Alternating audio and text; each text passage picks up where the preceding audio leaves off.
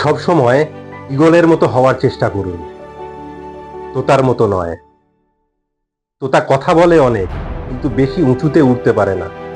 Eagle বলে কম, কিন্তু অনেক উঁচুতে উঠতে পারে। নমস্কার, আমি রোহন ঘটক। আজকের ভিডিওতে আমি 6টা পয়েন্ট বলবো যা ঈগলের থেকে আমরা শিখব। ভিডিওটি পুরোটা দেখবেন, ভালো লাগলে লাইক করবেন, শেয়ার করবেন, আর অবশ্যই সাবস্ক্রাইব করবেন। Eagle fly alone. ঈগল একা ওড়ে, আর বাকি পাখিদের থেকে সব থেকে উঁচুতে ওড়ে। যে সব সময় একাই ওড়ে অথবা অন্যান্য ঈগলের সাথেই ওড়ে, তবু কখনো ছোট বড় অন্য পাখিদের সাথে ওড়ে না। এখান থেকে একটা জিনিস শেখা যায়, যে ছোট চিন্তা ভাবনা করা লোকেদের থেকে অনেক দূরে থাকুন। এটাই আপনার সঠিক সময়। নিজেকে চিনুন, নিজেকে জানুন, আর একা পথ চলা শুরু করুন ঈগলের মতো। লক্ষ্যমাত্রা ঠিক রেখে একাই সেই উঁচুতে ওঠার জন্য প্রস্তুত হন, আর এগিয়ে চলুন। ঈগলের মতন বলুন কম, শুনুন বেশি। দ্বিতীয়ত, ঈগলের ভীষণ খুব ক্লিয়ার থাকে আর খুব স্ট্রং হয়। কোনো শিকারকে 5 কিলোমিটার দূর থেকেই দেখে নেয়। আর একবার যখন শিকারের ওপর লক্ষ্য স্থির হয়ে যায়, টার্গেট ফিক্সড হয়ে যায়, তখন রাস্তায় যতই বাধা বিপত্তি আসুক, শিকার হাসিল করেই তবে দম নেয়। এর থেকেও আমরা বড় কিছু শিক্ষা পাই, যে আমাদের লাইফের গোল বা টার্গেটকে বা লক্ষ্যমাত্রায় পৌঁছাতে গেলে ভীষণ খুব ক্লিয়ার হওয়া দরকার। ফোকাস ঠিক রেখে এগিয়ে যেতে হবে ঈগলের মতো। লক্ষ্যে পৌঁছানোর জন্য অনেক বাধা বিপত্তি আসবে, কিন্তু সব বাধা বিপত্তিকে কাটিয়ে আমাদের এগিয়ে যেতে হবে। তৃতীয়ত, ঈগল নেভার ইট ডেড থিংস। ঈগল কখনো মৃত জিনিস খায় না। ঈগল সবসময় জীবিত প্রাণী শিকার করে। এর থেকে আমরা এই শিক্ষাই পাই, যে আমাদের যে অতীত তা মৃতের সমান। আর সেই মৃত জিনিসের ওপর, ঘটে যাওয়া ঘটনার ওপর অতীতের দিকে না তাকিয়ে আগামীর দিকে ধ্যান দিন। আগামী দিনের তরতাজা জীবনের দিকে ধ্যান দিন। আপনার অতীতের যে জিনিস আপনাকে কুড়ে কুড়ে খায়, আপনাকে আগে বাড়তে দেয় না, সেই অতীতকে সেখানেই ফেলে রাখুন। তাকে বর্তমানে এনে বর্তমানকে বা ভবিষ্যৎকে নষ্ট করবেন না। অতীতের যত খারাপই ঘটনা ঘটুক না কেন আপনার সাথে, তা বর্তমানে মৃত। ঈগলের মতো হন, যে মৃত জিনিসকে খায় না। চতুর্থত, যখন তুফান আসে, তখন ঈগল এক্সাইটেড হয়ে ওঠে।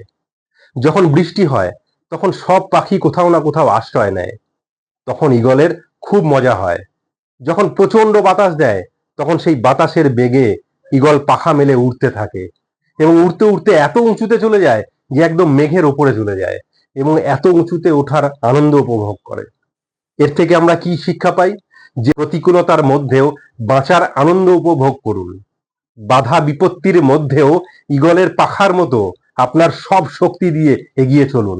দেখবেন সব বাধা পিছনে ফেলে সফলতার জায়গায় পৌঁছে গেছেন। নেপোলিয়ান হিল একবার বলেছিলেন, every problem comes with an equal or greater opportunity. অর্থাৎ প্রত্যেকটা বড় চ্যালেঞ্জ আপনার কাছে একটা বড় সুযোগ নিয়ে আসে। তেমন ঈগলের মতো আপনার সুযোগকেও খুঁজে বের করুন আর কাজে লাগান। আর যেদিন আপনি আপনার সুযোগকে কাজে লাগাবেন, সেদিন আপনার সব মুশকিল থেকে বেরিয়ে সফল ব্যক্তি হবেন। পঞ্চমত, ঈগল তার বাসাতে নরম ঘাস বের করে দেয়, কারণ বাচ্চারা যাতে নরম ঘাসের মধ্যে থেকে কমফোর্ট জোনের মধ্যে চলে না যায়। ঈগল একটা পাখি হয়েও সে জানে যে কমফোর্ট জোনের মধ্যে চলে গেলে জীবনে কোনো গ্রোথ আসবে না, কিন্তু আমরা মানুষ হয়েও সেটা ভুলে যাই। কমফোর্ট জোন থেকে বেরিয়ে আসতে পারি না বা চাই না।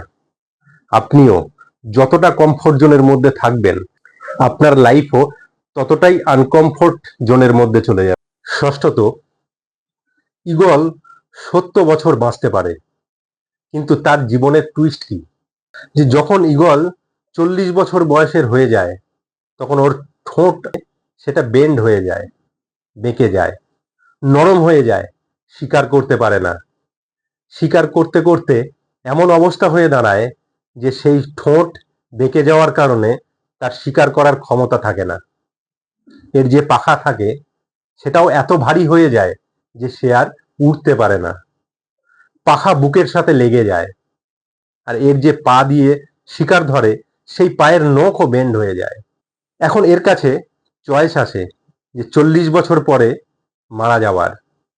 কারণ ঠোঁট বেঁকে যাওয়ায় শিকার করতে পারে না, পাখা ভারী হয়ে যাওয়াতে সে উড়তে পারে না, পা দিয়ে যদিও বা শিকার ধরে নেয় তবুও ঠোঁট দিয়ে খেতে পারে না। এই সময় তার মৃত্যুর সময় হয়ে আসে। কিন্তু প্রকৃতি শেখায় এই 40 বছর বয়সে ঈগল মারা যায় না। এই সময় সে ওই জায়গার সব থেকে উঁচুতে চলে যায়, কোনো এক পাহাড়ে। আর ওর যে ঠোঁট আছে সেই ঠোঁট পাথরে ঠুকতে শুরু করে। এই ঠোঁট দিয়ে যখন পাথরে ঠোকর মারতে থাকে তখন তার ব্যথা হয়, আর সেই ব্যথা সে সহ্য করে। তবুও পাথরে আঘাত মারতে মারতে ঠোঁট থেকে রক্ত বেরিয়ে আসে, তবুও সে ঠোকর মারতেই থাকে যতক্ষণ না তার ঠোঁট ভেঙে যায়। এর জন্য সে কষ্ট সহ্য করে ঠোঁট ভাঙতে থাকে কি প্রকৃতির নিয়মে তার আবার নতুন ঠোঁট বেরোবে। সেম জিনিস তার পায়ের নখের ক্ষেত্রেও। পায়ের নখও সে ঘষতে থাকে, ঘষতে ঘষতে ঘষতে ঘষতে ভেঙে ফেলে, রক্ত বের করে ফেলে। কতটা কষ্ট সে সহ্য করে, ব্যথা সহ্য করে। প্রতিটা ঈগলের জীবনেই এরকম দিন আসে। আর তার যখন সব কষ্ট সহ্য করে নতুন ঠোঁট, পায়ের নতুন নখ বেরোয়, তখন সে সেই ঠোঁট দিয়ে নিজের পাখা ছিঁড়তে থাকে। কারণ সেই পাখার ভারে সে উঠতে পারে না। ভয়ঙ্কর ব্যথা তাকে সহ্য করতে হয়। এই পরিস্থিতির মধ্য দিয়ে সব ঈগলকেই যেতে হয়। 40 বছর বয়সে এই প্রসেস চলে। 6 মাস পরে আবার এক নতুন ঈগল হয়ে সে আরো 30 বছর বাঁচে। তাহলে এর থেকে আমরা কি শিখি? যে আহুতি তো আপনাকে দিতেই হবে। কঠিন পরিস্থিতি আর সংগ্রামের মধ্যে থেকে নিজেকে বের করে আনতে হবে। আজ যদি কমফোর্টেবল হয়ে যান তাহলে আগামী দিন আনকমফোর্টেবল হয়ে যাবেন। প্রকৃতি আমাদের রোজ শেখাচ্ছে কিছু হতে গেলে তোমাকে জ্বলতেই হবে। আজকের এই ভিডিওটি যদি ভালো লেগে থাকে তাহলে অবশ্যই লাইক করবেন, শেয়ার করবেন, আর চ্যানেলটিকে দয়া করে সাবস্ক্রাইব করবেন। আজকের এই ভিডিওটি দেখার জন্য অসংখ্য ধন্যবাদ।